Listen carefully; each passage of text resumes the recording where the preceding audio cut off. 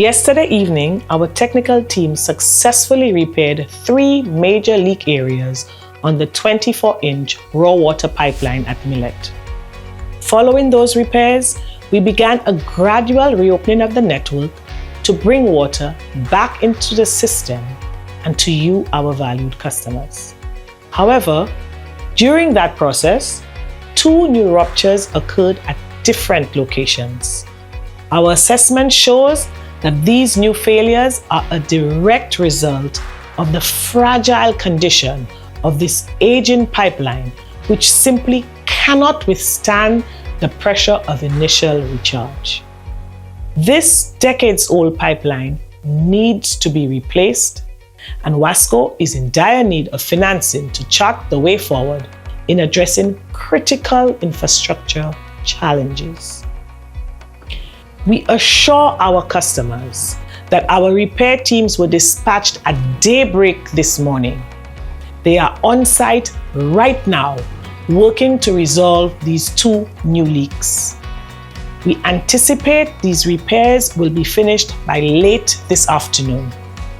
Immediately after, we will begin an even more gradual reopening of the line to move water to the Theobalds Treatment Plant and thereafter to the northern distribution network while protecting the integrity of the pipe. Provided these repairs stay on schedule, you can expect the restoration of supply to begin this evening. We wish to remind the public that the system needs time to stabilize. Supply will return to the lower elevations first, while those at the higher elevation and the ends of the network will receive water as the system achieves full pressure.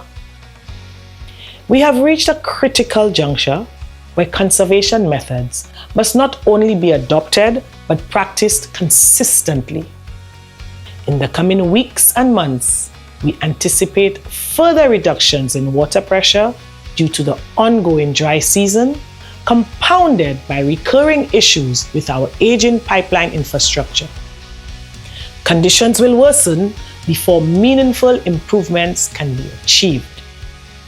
The ongoing dry season has intensified the already low water pressures, and each of us must take personal responsibility by ensuring at least 1 full week of stored water to safeguard against these challenges. We regret this extended disruption, especially for those of you who have been without a consistent supply from before these emergency works began due to the effects of the ongoing dry season. Our teams are working round the clock and remain committed to this highly technical task. We assure you that the work will not stop until service is restored to every affected community.